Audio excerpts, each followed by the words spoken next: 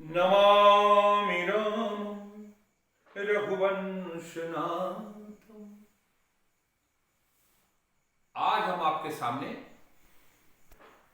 एक चिकित्सा क्षेत्र की सबसे कॉमन आजकल हो चुकी है बीमारी, गुर्दे की बीमारी की चर्चा करना चाहता हूं। अक्सर सुनने में आता है कि डॉक्टर ने उनको क्रिएटिनिन की जांच के लिए लिखा है, उनका क्रिएटिनिन लेवल बढ़ गया है, उनका किडनी खराब हो गया है। ये क्या बला है?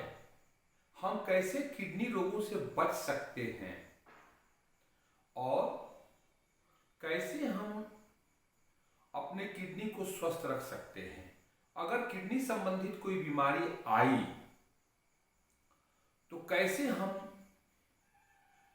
उससे अपने आप को रोग को बढ़ने से रोक सकते हैं और कैसे सबसे प्रारंभिक अवस्था में ही हम जान सकते हैं कि किडनी हमारी बीमार हो चली है। किडनी के संबंध में सबसे पहले हम आपको ये कहना चाहते हैं कि किडनी का फंक्शन क्या है।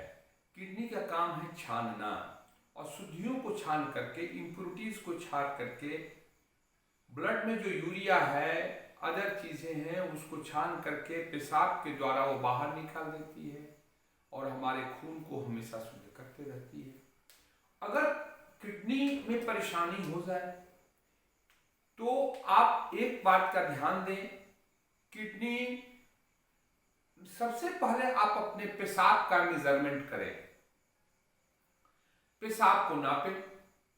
अगर पेशाब आपका 400 ml पर डे से ज्यादा है, 400 ml of urine एक्सक्रेटिंग per day in 20 per day माने 24 आवर्स, 24 घंटे में अगर आप 400 ml से बेसी पेशाब करते हैं, आपका यूरिन पास आउट होता है, तो यह साबित होता है कि आपका किडनी नॉर्मल काम कर रहा है।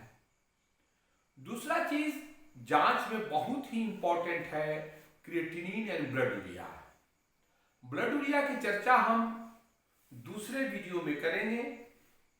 फिलहाल हम चर्चा आपको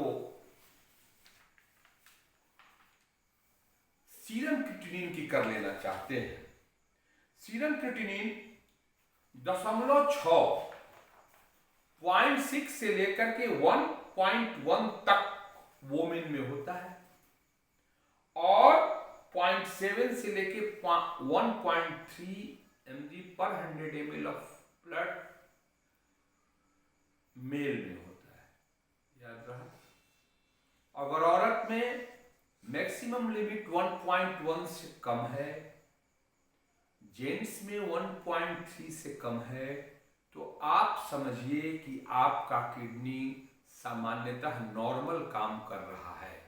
क्रिएटिनिन एक प्रकार का प्रोटीन है, सबसे सेंसिटिव टेस्ट है किडनी का क्रिएटिनिन। आपके गुर्दे की सबसे संवेदनशील कोई जांच है तो वो क्रिएटिनिन है। इसीलिए चिकित्सक सीरम क्रिएटिनिन की जांच कर लेते हैं। अगर आपने जांच नहीं कराया तो फिर कैसे साबित होगा कि हमको किडनी का डिजीज है या नहीं? पहले तो आप अपने पेशाब का मेजरमेंट करें। 24 घंटे में आपका पेशाब अगर 400 ml इन 24 आवर से कम आ रहा है तो डाउट तो होती है, शंका तो पैदा होती है। दूसरा चीज, अगर 400 ml से ज्यादा urine pass out per day होता है तो आपका किडनी स्वस्थ है। क्या चीजें हैं जो हमें प्रभावित करती हैं? सीरम कोलेस्ट्रॉल का बढ़ जाना। अगर खून में चर्बी की मात्रा ज्यादा है तो वो गुर्दे की बीमारी को आमंत्रण देता है। आप अगर स्मोकिंग करते हैं तो किडनी की बीमारी को निमंत्रण देते हैं। अल्कोहल लेते हैं तो वो भी किडनी की बीमारी को निमंत्रण देते हैं। एनएसआईडी, दर्द की गोलियां, non steroid anti inflammatory drugs बहुत ही इंपॉर्टेंट है। सिस्प्लेटिन करके एक एंटीबायोटिक है, वो भी है, और सिफिलोस्पोरिन ग्रुप, सल्फोनामाइड्स ग्रुप्स की एंटीबायोटिक्स हैं, वो भी किडनी को प्रभावित करते हैं। जेंटामाइसिन एमिनोग्लाइकोसाइड्स भी किडनी को प्रभावित करते हैं। दूसरा चीज कि आप हमेशा ये नहीं कह सकते कि साहब हमारा तो क्रिएटिनिन लेवल बढ़ गया, अब मेरा किडनी खराब हो रहा है। जी नहीं, हो सकता है कि उस दिन आपने ज्यादा एक्सटर्नल मस्कुलर एक्सरसाइज किया हो या पानी कम पिया हो, उस परिस्थिति में भी क्रिएटिनिन का लेवल बढ़ जाता है। हमेशा क्रिएटिनिन का लेवल बढ़ जाना हमेशा ये साबित नहीं करता है कि आपका गुर्दा यानी कि आपकी किडनी खराब है।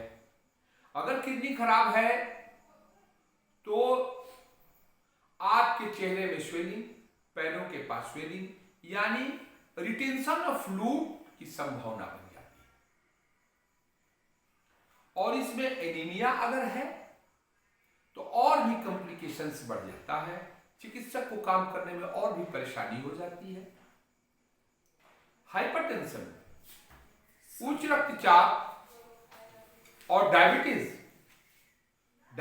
भी किडनी के रोग को आमंत्रित करता है। आप अपने शुगर को कंट्रोल रखें।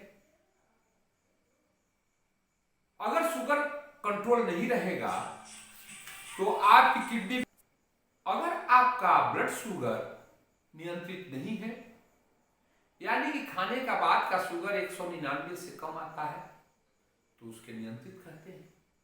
खाली पेट में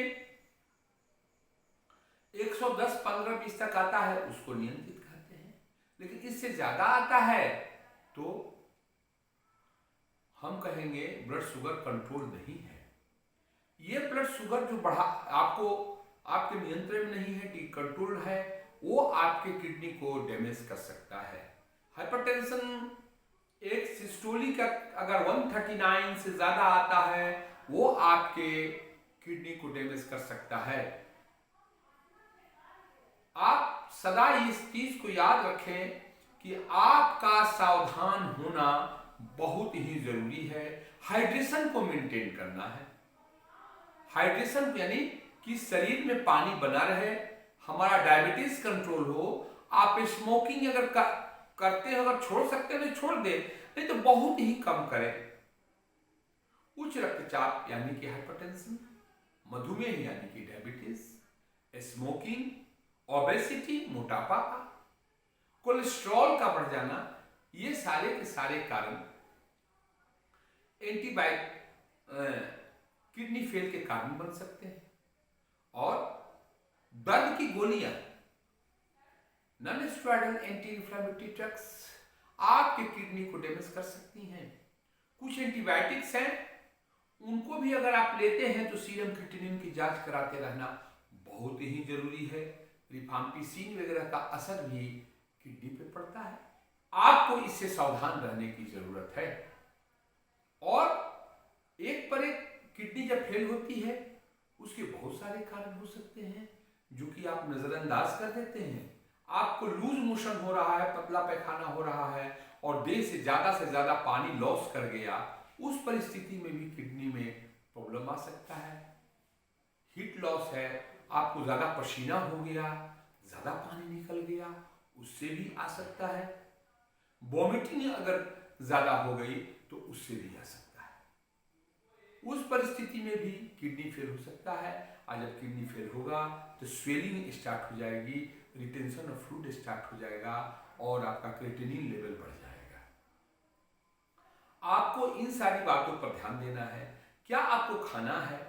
आपको मीट है, चीज है, योगर्ट है, हाई प्रोटीन डाइट नहीं लेने हैं। आपको प्रोटीन खाना है लेकिन कम प्रोटीन खाना है। कभी कभी ज्यादा प्रोटीन लेना भी इंजुरियस टू किडनी हो सकता है। कैल्शियम फास्फेट का भी अगर रेशियो एबनॉर्मल हो जाए तो उस परिस्थिति में भी एक्यूट रीनल फेलियर होने की संभावना होती है। अगर आपके यूरेटर में कहीं पत्थर फंसा हुआ है या कोई डेवलपमेंट है, कोई ट्यूमर वगैरह है, उससे भी किडनी फेल कर सकता है। प्रोस्टेट हाइपरट्रॉफी है, प्रोस्टेट बढ़ा हुआ है, उससे भी आपको किडनी फेल हो सकता है। तो इन सारी बातों पर आपको ध्यान रखना है और आपको अपने शरीर को देखते रहना है। सीरम क्रिएटिनिन की मात्रा को हमेशा जांच लेना है। अगर मैं इस बात को रिपीट कर देना चाहता हूं कि आपको अपने जीवन को सुधारने के लिए स्मोकिंग, अल्कोहल का त्याग करना होगा। अल्कोहल से भी अगर क्रिएटिनिन बढ़ जाता है तो उसके लक्षण क्या होंगे? नोजिया यानी उल्टी करने की प्रवृत्ति, छाती में दर्द, मसल में cramps, vomiting, high blood pressure, फैटिक, थक जाना, स्वेलिंग और रिटेंशन ऑफ फ्लूइड हो सकता है। आपको क्या क्या नहीं खाने हैं? मीट नहीं खाना है, एग्स नहीं खाना है, मिल्क नहीं लेना है, योगर्ट नहीं लेना है। क्या लेना है? Fibre intake. फाइबर इंटेक आपको लेना है। फाइबर वाले ज्यादा माइल्ड किए हुए आटा खाने नहीं है, मक्का का आटा हो, बाजरा हो, जौ हो, ये लेना है। पानी उचित मात्रा में पीना है, बहुत ज्यादा नहीं, उचित मात्रा में पीना है, सो दैट कि आपका बॉडी हाइड्रेटेड रहे। आपको स्मोकिंग को लिमिट करना होगा, आपको अपने अल्कोहल को लिमिट करना होगा, आपको कोलेस्ट्रॉल को लिमिट करना होगा, दवा खाना होगा, और सबसे इंपॉर्टेंट बात, नमक साल्ट इंटेक को रिस्ट्रिक्ट करना होगा। सोडियम क्लोराइड भी हमारे जीवन में जहर का काम करता है, इसीलिए हफ्ता में एक दिन अगर आप नमक का त्याग करें या रात के भोजन में नमक न लें तो आपके स्वास्थ्य के लिए अमृत के समान है। साल्ट का ज्यादा होना भी किडनी के लिए खराब है। इस तरह से आपने देखा और कि अल्कोहल से लीवर बीमार होता है और उससे जाकर के किडनी बीमार हो जाता है, जिसको बोलते हैं हेपेटोरेनल सिंड्रोम। इस तरह से आप अपने जीवन को किडनी फेल से बचा सकते हैं। बॉडी को हाइड्रेटेड रखें, लूज मोशन, वॉमिटिंग होने पर प्रॉपर हाइड्रेशन करवाएं, अल्कोहल कम लें, स्मोकिंग कम लें, कोलेस्ट्रॉल के लेवल को कम करें, नमक की मात्रा को कम करें, रेगुलर एक्सरसाइज लें और ऐसी कोई दर्द की गोली न लें, जबकि सारी की सारी दर्द की गोलियां एक्सेप्ट पैरासीटामोल सेफ है किडनी के लिए। वो जाकर के किडनी पर असर करती है। सल्फोनामाइड्स, सिफेलोस्पोरिन ग्रुप की मेडिसिन, एमिनोग्लाइकोसाइड्स, जेंटामाइसिन वगैरह है, ये सब किडनी पे असर करती है। शॉर्ट ड्यूरेशन के लिए ठीक है, लेकिन लॉन्ग ड्यूरेशन के लिए हमको इसका त्याग कर देना चाहिए। इस तरह से अगर आप मेरी बातों पर ध्यान देंगे तो आप पाएंगे कि आपका किडनी केवल स्वस्थ ही नहीं रहेगा, बल्कि आप भी स्वस्थ रहेंगे और समाज भी स्वस्थ रहेगा। डॉक्टर के खर्चे से बचेंगे, आप लंबी उम्र जिएंगे। जय श्री राम।